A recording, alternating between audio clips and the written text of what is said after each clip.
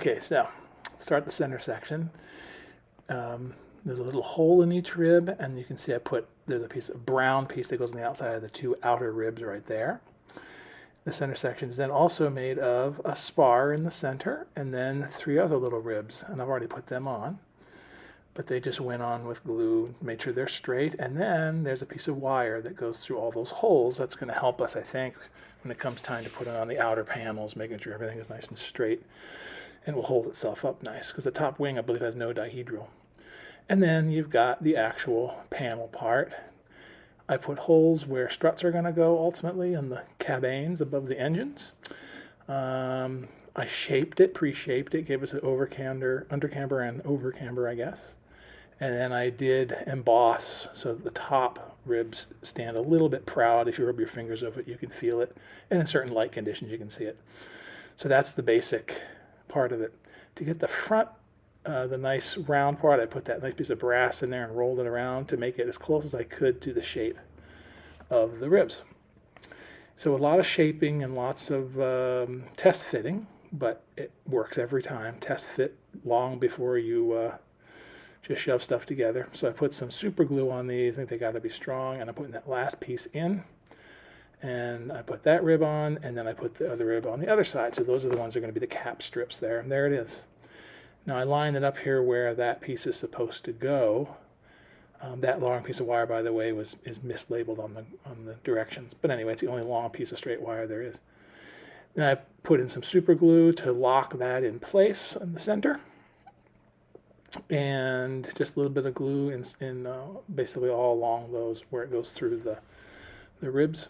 And then hit it with a smidgen of accelerator, which works just great. Now I'm going to start to put the center section on. So a little bit of white glue, basically all around those ribs on the underside. So get the undercamber in there and along the spar. Oh, it's flush. The spar is flush with the bottom of the ribs. On the top, it's different. It's actually a little bit below. But you put it in there. Again, I've test fit this 7 million times to make sure that when I put it in that position, I'll be able to fold down the top piece over, and it will align with the trailing edge. Because there's no way of knowing actually where it's supposed to go exactly. You kind of make sure that the trailing edges fit, and then you put the rib in place. So there I'm making sure that I can pack that down. And then squeezing it a little bit. Take a little time to squeeze along that lower section on the underside, just to make sure that it's nice and solid. And as long as you get a nice curve in there, which is perfect, it really holds nice. You got a beautiful undercamber. It's thin at scale. Looks really good. So you can see I'm just kind of massaging it, making sure the glue's taking effect. And it does very quickly. Looks fine. I'm just making sure that all the pieces, because there's 5 ribs in there. And then when that's dry, you put some glue all along each of the tops of those ribs. And again, the spar doesn't even touch. It's a little bit shy of the top, which is fine. But put a little glue along all those ribs and along the trailing edge. And then you'll sandwich it all together. There I'm putting along the trailing edge because that's important. Again, this is neat because a lot of plastic models, understandably, people are always worried about trailing edges of wings because they're not scale thickness. It's hard to get plastic down into that thin. Now currently people are able to do it pretty well, but used to, in the good old days, you had to sand all that stuff down. With the paper, it's dang close to, it's 2 layers of paper, so it's very thin indeed. And it really does help make everything look delicate. So here I'm making sure that the trailing edge attaches and it's overlaps and it's not underlapping. I don't see any of the lower piece showing through. And now I'm just making sure all those ribs come in contact with the paper and the glue.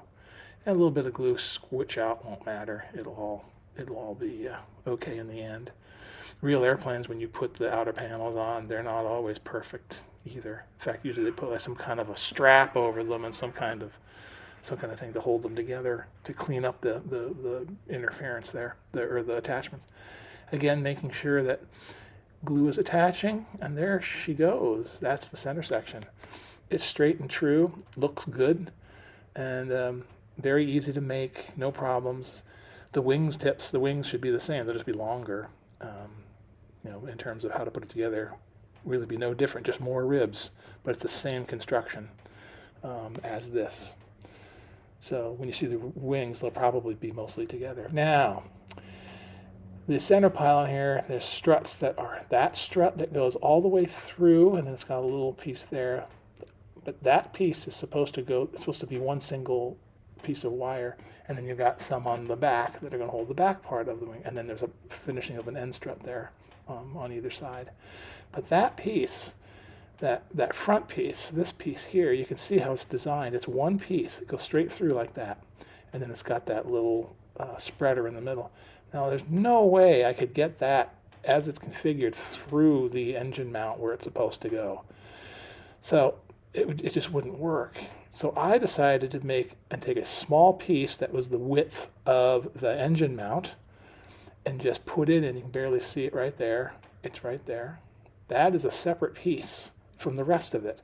And then what I did was I put little ears on the bottom of that wire and then made the wire be just what it's supposed to, but I put little ears on the bottom. And then when I connected those with the top piece, they I could spring those parts apart, and basically plug those into the little holes that I made. So those basically are little plugs, and they're almost spring loaded. Pull them apart just a little bit, and they'll slide right into those holes at the engine mount, which is what I've done here. So the engine mount is there. And I've got the wire on there, where I got that top front one glued in place, actually. Glued right there, and then the top is glued, and you can see that I've made it so that the wing is straight right now, and there's where the other one's going to go, the main rear one, which is the next part I'll put in. But getting to this point, it's important here that this is all straight. You can just barely see the magnetos from the top, on the trailing edge. It looks great. And it was not easy to get that straight. I ended up using a lot of 3 views, and here, for instance, I took a 3 view and I saw where the leading edge sets, and so I did the same thing. I messed up here on the top. The leading edge of that wing is just touching, and I'm showing you the picture of what I have, and you can see that I drew a line. It hits right at the front of the cockpit, so that was what I made sure that my leading edge hit that, and I knew I had the right angle or the right cant forward on the wing. And that piece there, you can see it's angled forward. That's the piece I'm working with, but it's angled forward compared to the rest of the struts, and that's that piece right there that you can see. And so it really was a little bit of measuring and a little bit of Mark 1 eyeball and super glue, and I got it to this point. Now it's a little precarious, so I want to put those 2 struts in. I'm grabbing where a strut is to show you. These little struts here plug into the side right there, and then they go up into the little hole in the top. So that's the next thing to do, and I really want to get those in. Now this is a neat little thing. This is a jig you can see that came with the kit, and I cut out the top piece.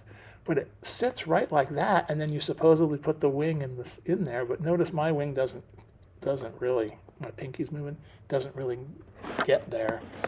And so but yet my measurements from a 3 view look close. So I went with my measurements. I'm not sure if my little engine mount is a little bit too tall, very well could be, but right now I'm pretty pleased with the overall look.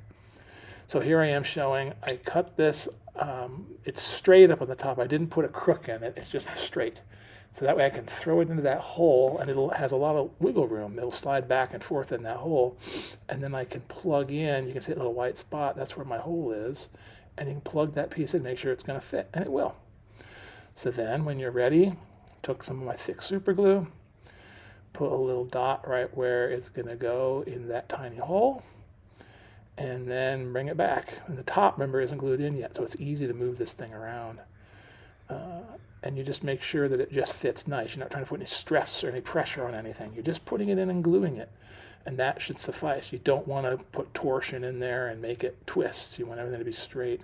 Hit it with a little accelerator, and now I put a little blob of glue on the top. And it seems Mickey Mouse just putting glue in where that wire is going up into a hole into the wing. There's nothing backing it. It seems like that's never going to stay. But you got to remember, these paper models are very light and you're really just trying to keep things in line. You want to glue them nice, but you don't need to have them engineered so they're going to hold up the, a bridge. So put a little bit of glue where it's touching and it goes into the hole a little bit, and then I kind of clean it up on the edges and then blast it with some zip kicker, like so. And there it is. And it's solid at that point. That really made a huge difference. Put the other side on already, and I'm checking to make sure it's straight, which it is. And there's the other one on the other side. And that looks really good. I'm amazed how clean it's turned out. Now, I go with the end strut between there and there, the bottom piece, and it goes up into the other part. And there's a little hole back there where the strut's going to go. So I took my little calipers, or my little dividers, and I measured that distance. And you can see that I basically put those in. And lo and behold, it's nice and straight. It's nice and clean. There's really nothing wrong with it. The end struts are good, and that baby is strong. And I got no incidents on the top wings, and I'm going to build everything based on that. But that sucker's on there tight. I don't think she's going anywhere. Very pleased. Now we'll move on to, I guess, the wing tips and the lower wings, which fits down there on those fittings underneath the engine.